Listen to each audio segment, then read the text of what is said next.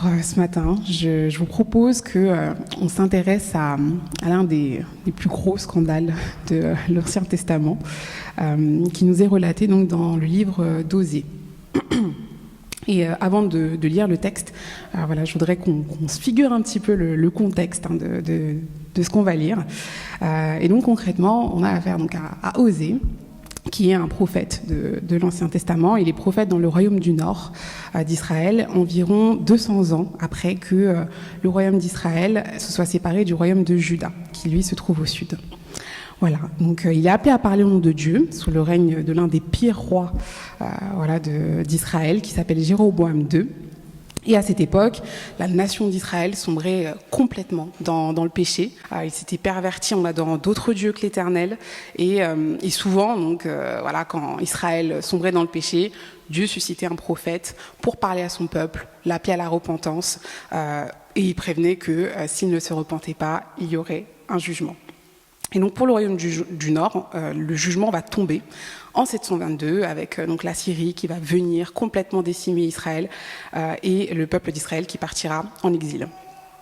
Donc Osée, il va voir tout ça et il va en parler donc au peuple, le rapporter au peuple d'Israël pour qu'il se repente. Et dans le texte qu'on va lire ce matin, on est au tout début du ministère d'Osée. Et donc je vous invite à lire le chapitre 1 en entier et les 3 premiers versets du chapitre 2. L'Éternel adressa la parole à Osée, fils de Béhéri, sous les règnes d'Osias, de Jotham, d'Ahaz et d'Ézéchias, roi de Juda, et sous le règne de Jéroboam, fils de Joas, roi d'Israël.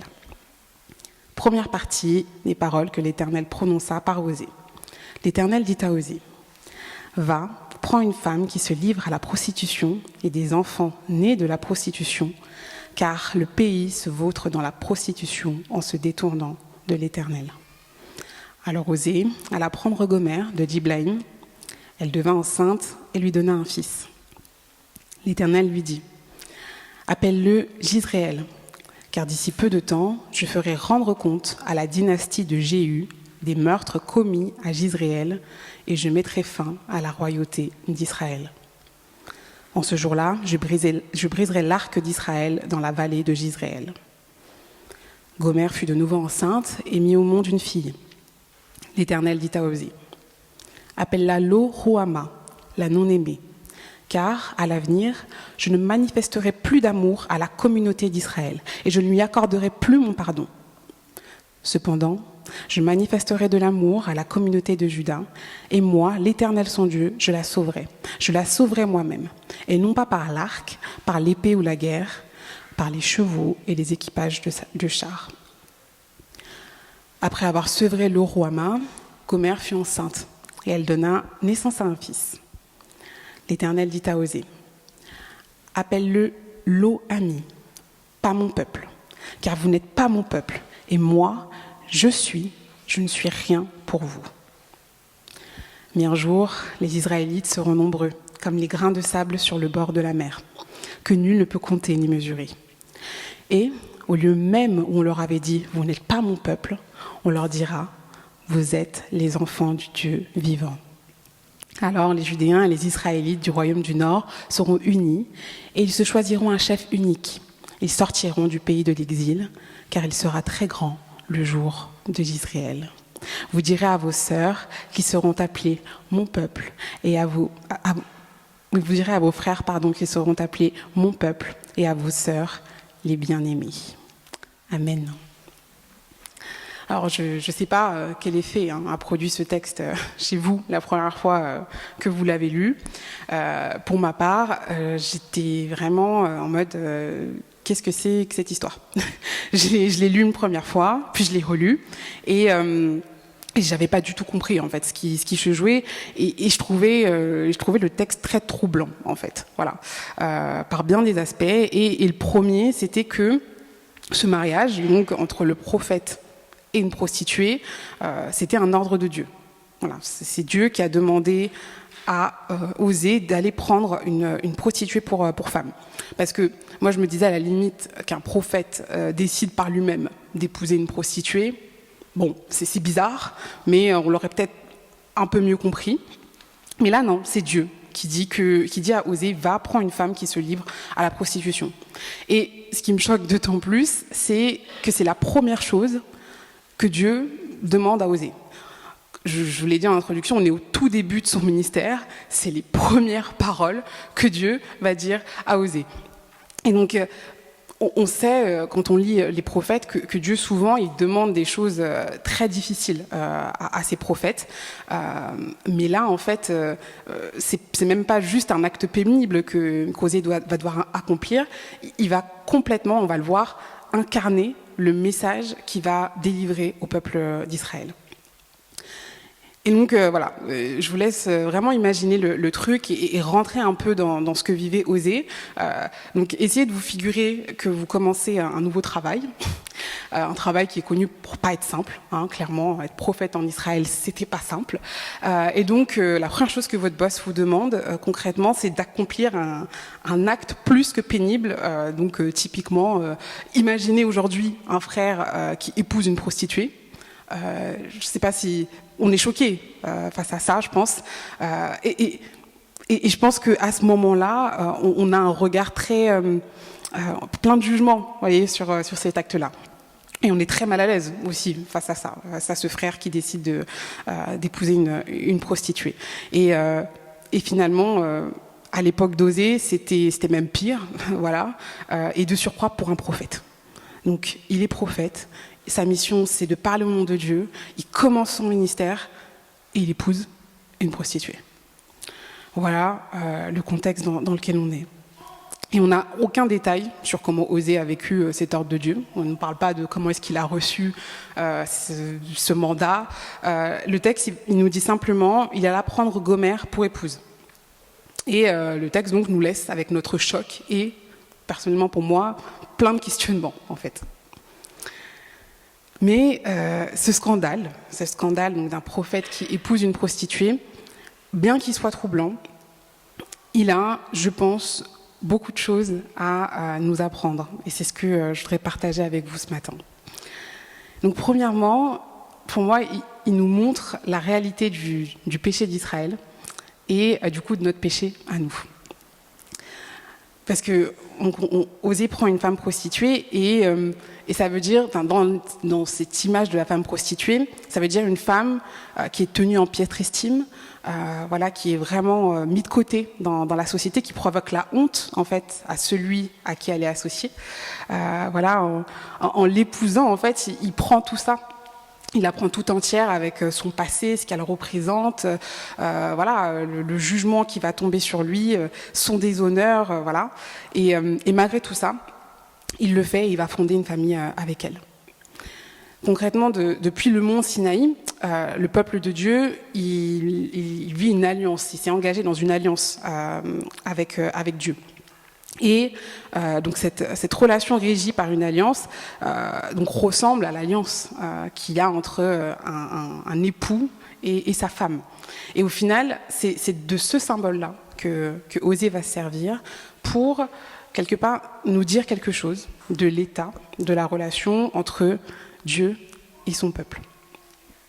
Ici, l'image de son mariage avec Gomère, en fait, ce qui va souligner, c'est l'infidélité du peuple qui va trancher radicalement avec l'amour de Dieu pour son peuple. Donc, ce peuple est complètement idolâtre, il se vautre dans la prostitution, il est dans un adultère spirituel, et quelque part, vous voyez, le sentiment de répulsion qu'on peut ressentir quand on regarde du coup un prophète qui épouse une prostituée, en fait, c'est le même sentiment de dégoût que ressent Dieu quand il voit l'état spirituel du peuple d'Israël. Je ne sais pas si vous me suivez. Ce qui nous dérange en fait dans cette union, c'est au final ce qui dérange Dieu quand il regarde l'état spirituel du peuple d'Israël. Et oui, Dieu est dégoûté par le péché, Dieu est dégoûté par notre péché. Et c'est vraiment un premier point sur lequel je voudrais qu'on s'arrête ce matin. c'est encore une fois la sainteté de Dieu.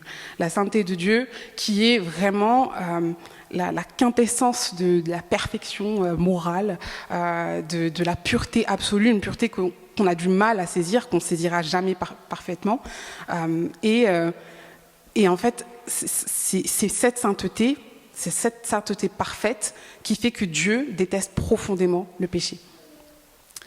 Dans les Écritures, le péché, il est souvent comparé à des choses très sombres ou dégoûtantes, des plaies vives, les ténèbres, une souillure. Donc voilà, des choses qui nous dégoûtent, en fait, a priori, et qui, a fortiori, dégoûtent Dieu. Vous voyez, Dieu déteste le péché, et c'est tout simplement parce que le péché, par définition, c'est ce qui nous sépare de lui. C'est ce qui nous sépare de lui, et Dieu sait qu'une fois qu'on est séparé de lui, on devient esclave de toutes ces choses, du péché, de toutes ces choses qui, initialement, nous sont vendues comme étant source de plaisir, de libération, de bien-être, de but final pour notre vie. Voilà. Toutes ces choses-là nous séparent de Dieu, et Dieu le sait. Et c'est la raison fondamentale pour laquelle il déteste le péché, parce qu'encore une fois, il nous a créés pour être en relation avec lui. Le péché, il va aussi nous rendre aveugles face à qui nous sommes, en fait, et à ce que nous faisons, face à nos pensées mauvaises, qui du coup vont entraîner des comportements mauvais, qui vont avoir des effets néfastes sur les gens qui nous entourent. Le péché nous rend aveugles à tout ça et fait que on fait du mal autour de nous. Encore une fois, quelque chose qui est hors du projet de Dieu.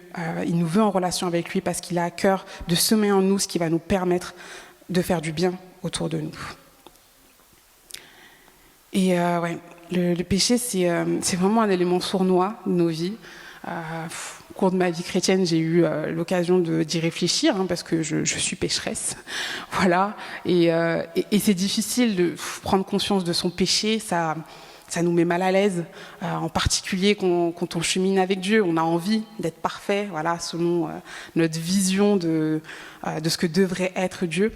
On est mal à l'aise, très mal à l'aise face à son péché, et j'ai envie de vous dire c'est normal, parce que c'est pas quelque chose avec lequel on devrait être à l'aise. Et en fait, si on est mal à l'aise avec le péché, et ça je m'en suis rendu compte aussi avec le temps, c'est simplement parce que le Saint-Esprit vit en nous, et que lui, il est mal à l'aise avec le péché, vous voyez. Dieu déteste le péché, est dégoûté par le péché, et par le Saint-Esprit, il a infusé ce dégoût en nous, en fait. Et quand on est loin de Dieu, je ne sais pas si vous l'avez expérimenté, je l'ai expérimenté, quand on est loin de Dieu, on est un peu plus à l'aise avec le péché, généralement. Même beaucoup plus à l'aise. Et les conséquences derrière, que ce soit pour Israël ou même pour nous dans nos vies, je pense qu'on peut voir aisément les mauvaises conséquences du péché dans nos vies. Sans la repentance, il nous est impossible de sortir de ce péché. Et progressivement, il va vraiment devenir un esclavage meurtrier. Je parlais de ces moments où on ne passe plus de temps avec Dieu, où on ne se nourrit plus en fait de Christ, et du coup on est de plus en plus à l'aise avec le péché. Mais en fait, vraiment, c'est un engrenage.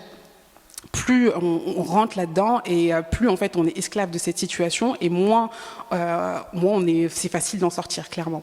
Et donc oui, le péché, c'est un engrenage qui devient un esclavage meurtrier. Et Dieu, il déteste le péché aussi parce qu'il nous mène concrètement à la mort. Il nous mène à être séparés de Dieu éternellement si on ne se repent jamais, en fait. C'est ça la réalité du péché. Et ça, c'est une idée qui lui est insupportable. Insupportable parce qu'encore une fois, il nous a voulu avec lui pour l'éternité. Donc Dieu nous aime. Il a donné sa vie, il a payé le prix fort pour nous à la croix, on le chante. Et il nous donne ce chemin qui nous permet de retourner à lui. Et en fait, avec tout ça, comment est-ce qu'il pourrait tolérer qu'on s'éloigne de lui? Comment est-ce qu'il pourrait tolérer le péché? Vous imaginez tout ce qu'il a mis en œuvre pour qu'on puisse retourner à lui, tout ce qu'il a fait pour qu'on puisse... retrouver cette relation qui est essentielle à notre existence. Tout ça, tout ce qu'il a mis en œuvre, après tout ça, comment est-ce qu'il pourrait tolérer concrètement le péché? C'est insupportable. Pour lui, c'est intolérable. Et je voudrais vraiment qu'on essaye de saisir ce matin, même si c'est imparfaitement, toujours, ce qui se joue en fait dans le cœur de Dieu. Pourquoi est-ce qu'il tient à ce point en fait qu'on passe du temps avec lui, qu'on s'ancre dans sa parole, dans ses promesses, dans sa vision de notre vie pour nous en fait. Pourquoi est-ce qu'il tient à tout ça ? C'est premièrement parce qu'il sait en fait que c'est le seul moyen pour nous de ne pas mourir. C'est le seul moyen pour nous de retrouver éternellement cette relation que nous avions avec lui. Il a engagé tellement, il a donné tellement. À quel moment est-ce qu'il pourrait tolérer notre péché ? Le désir de Dieu d'être avec nous pour toujours, de vivre avec nous pour toujours, c'est un désir qui est là depuis avant la création du monde. Et la Bible nous dit, car il a tant aimé le monde, il a donné son Fils unique, afin que quiconque croit en lui ne périsse pas, mais qu'il ait la vie éternelle. Il a engagé, il a donné sa vie, il a tout donné, parce que ce désir d'être avec nous éternellement, il est en résonance profonde avec qui il est. Un Dieu d'amour, un Dieu qui nous aime et qui a à cœur qu'on reste avec lui pour toujours. Et je pense que à travers cette image troublante de l'union d'Osée et avec une prostituée, Dieu il veut aussi apparaître devant nous vraiment comme tel qu'il est, lui, mais surtout nous montrer nous tels que nous sommes.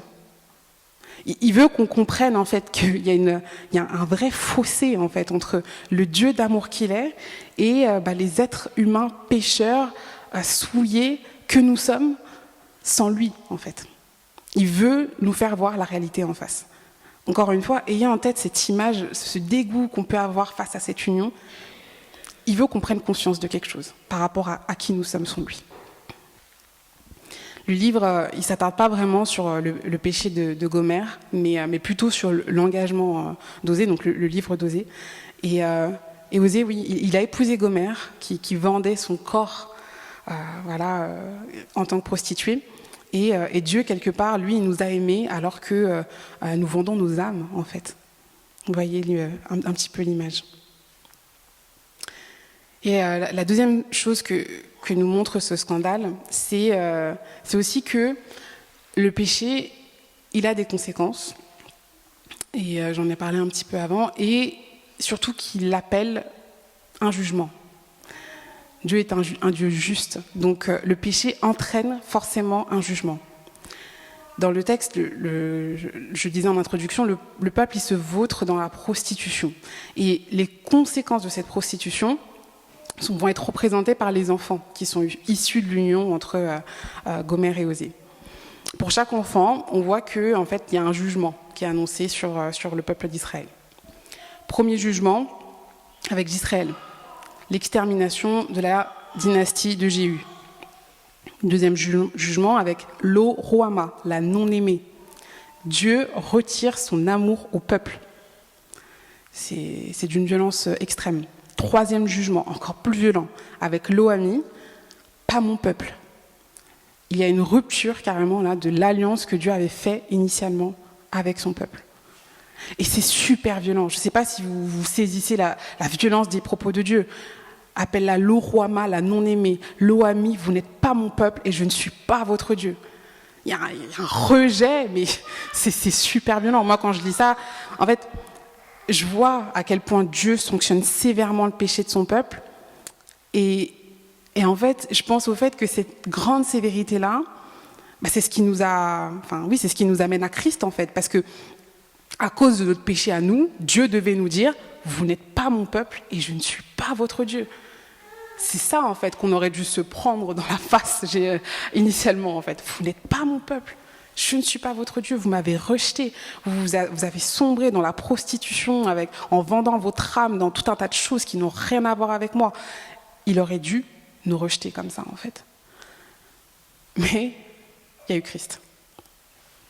Il y a eu Christ. Et avant d'en venir à Christ, même dans le texte, moi je trouve ça fou, parce que alors qu'il vient de dire « vous n'êtes pas mon peuple », dans son discours, il va changer en fait tout de suite après. Comme si, vous voyez, l'annonce du jugement, ça pouvait pas.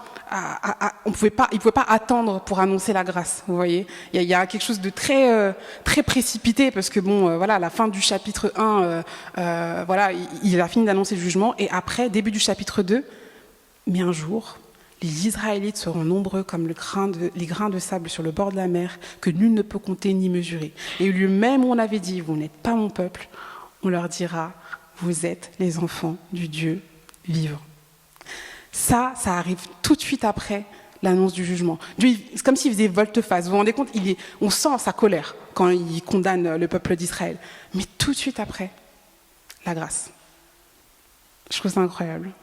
Le péché entraîne un jugement, mais Dieu fait grâce. Et pour Israël, voilà, on est arrivé à un point de rupture, mais Dieu ne va pas oublier la promesse qu'il a faite à Abraham. Je ne sais pas si vous vous souvenez, voilà, en Genèse 12, il donnera une descendance à Abraham, une descendance qui sera nombreuse comme les grains de sable. Et il rappelle en fait cette promesse qu'il a faite à Abraham. Et le peuple qui s'est détourné de son Dieu apprend quand même que l'Éternel va tenir sa promesse et que là, nous on le sait avec la suite, le royaume du nord d'Israël, même si lui va disparaître, Israël, au sens plus large, va subsister parce que Dieu a un plan plus grand.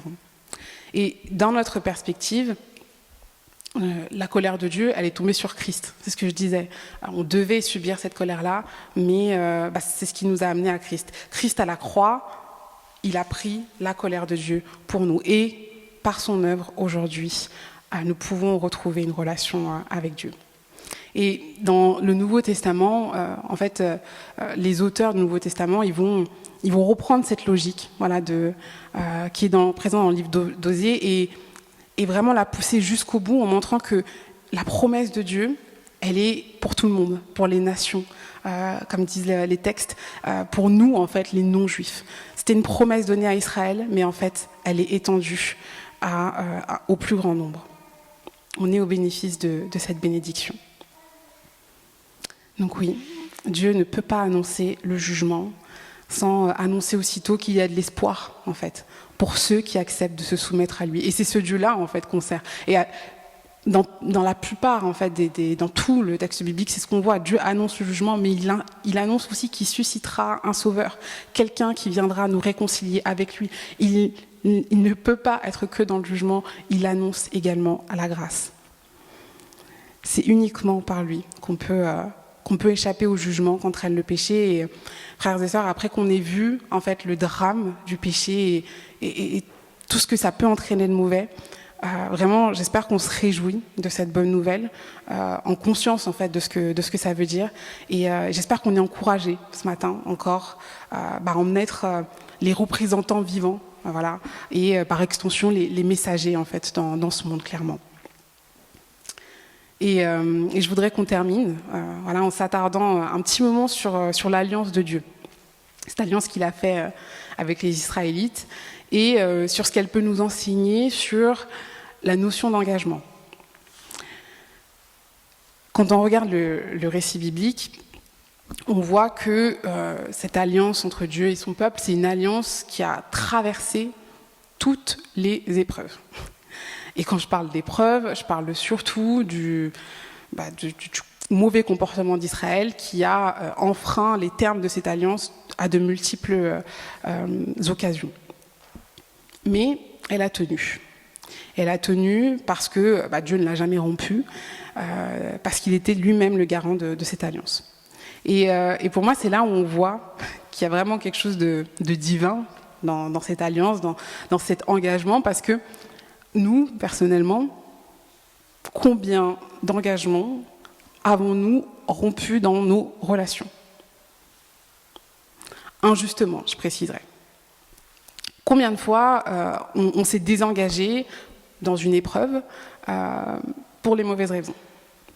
C'est une question que je voudrais nous poser ce matin parce que, en fait, moi, j'ai fait un bilan, justement, de mes relations récemment et je me suis rendu compte qu'il y en avait pas mal où le lien avait changé ou s'était délité. Et je me suis posé la question de mon engagement dans ces relations-là. Et en fait, j'ai remarqué que du coup, mon manque d'engagement dans certaines de ces relations, il coïncidait souvent avec une mauvaise gestion de temps d'épreuve. Et du coup, j'ai commencé à questionner mon engagement. Je pense que l'épreuve relationnelle, voilà, c'est quelque chose qui doit nous pousser à questionner notre engagement. Parce que je suis convaincue que c'est uniquement dans l'engagement qu'on peut trouver une réelle solution, en fait, à l'épreuve relationnelle.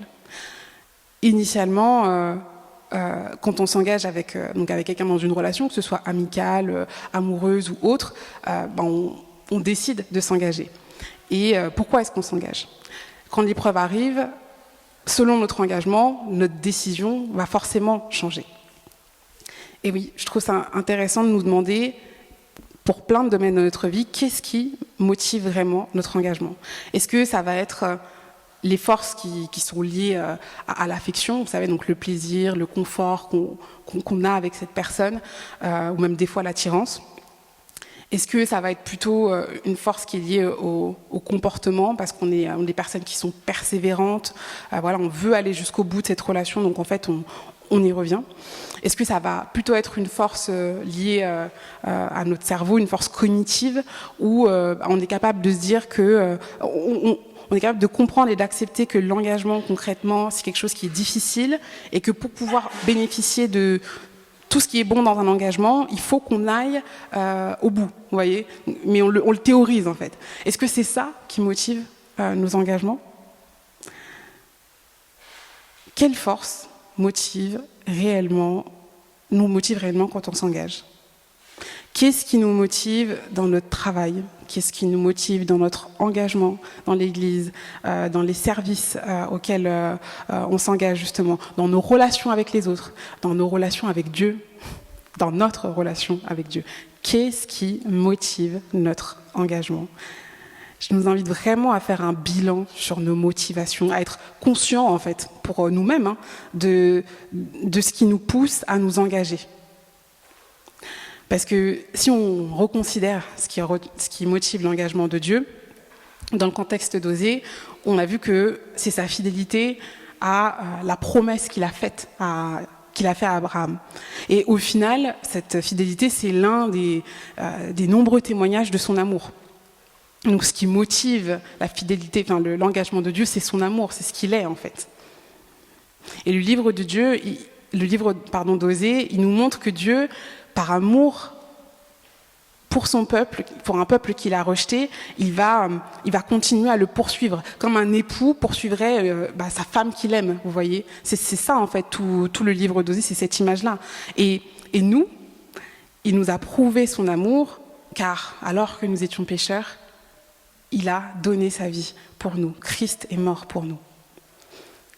Donc j'espère qu'encore aujourd'hui on saisit à quel point l'amour de Dieu est trop grand pour nous et à quel point c'est un moteur qui doit nous inspirer en fait. À quel point c'est le seul moteur qui doit nous inspirer dans tout ce qu'on peut entreprendre aujourd'hui. Son amour, il nous dépasse amplement et donc la dernière fois que j'ai prêché, je parlais de cette image, vous voyez, de l'espace pour essayer d'en comprendre quelque chose, mais en fait même cette image-là, elle est limitée parce que c'est trop divin, en fait. L'amour de Dieu, c'est trop divin. Mais en même temps, en disant ça, j'ai quand même envie de dire que c'est pas grave. C'est pas grave parce que même si on ne comprend pas tout cet amour, si on le saisit, ça veut dire qu'on y a goûté. Et déjà ça, c'est incroyable. On a goûté quelque chose d'un amour qui est trop divin pour nous. Je trouve que c'est une grâce incroyable. Et je terminerai avec ces paroles du pasteur Alphonse Maillot, que je trouve très justes, et qui dit « L'amour sans mesure accepte nos mesures, pourvu que nous sachions qu'il est sans mesure. » Je vous invite à prier. Père éternel, on veut vraiment, mais vraiment se réjouir de de cet amour immense, mais incommensurable, complètement fou, complètement fou, parce que qui décide de prendre un peuple infidèle, de donner sa vie pour lui et voilà, de vouloir jusqu'au bout de tout passer sa vie éternellement avec lui. Qui, à part toi, fait ça en fait?